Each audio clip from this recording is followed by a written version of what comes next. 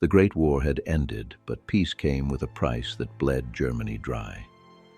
Factories stood silent, the mark collapsed, and hunger became the nation's only industry. Every day, prices doubled. Every night, hope was halved. Families carried salaries in sacks, only to trade them for a loaf of bread.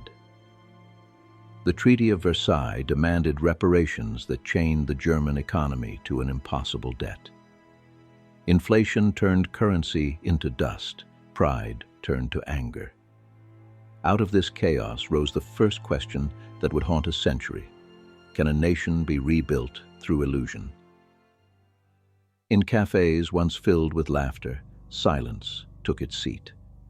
Teachers, clerks, engineers, the proud middle class, watched their savings vanish overnight.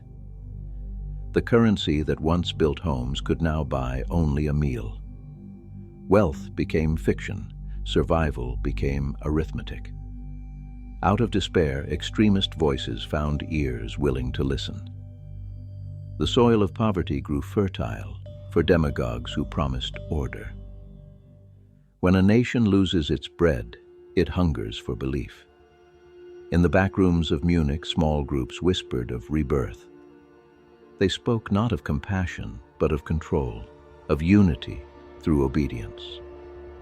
To the desperate, such promises sounded like salvation. And within this crucible of ruin, a voice began to rise, a voice that would rewrite the meaning of economic recovery. By 1930, the Great Depression crossed the Atlantic like a second war. Foreign loans vanished, businesses collapsed, and unemployment rose past 6 million.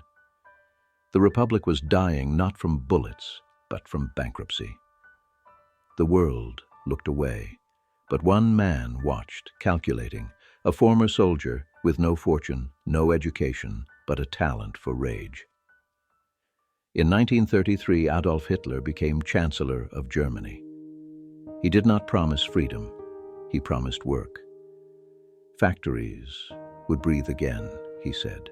Roads would stretch like arteries across the land. To a nation starving for stability, his words sounded like bread. But this miracle would not be paid with gold. It would be financed with fear.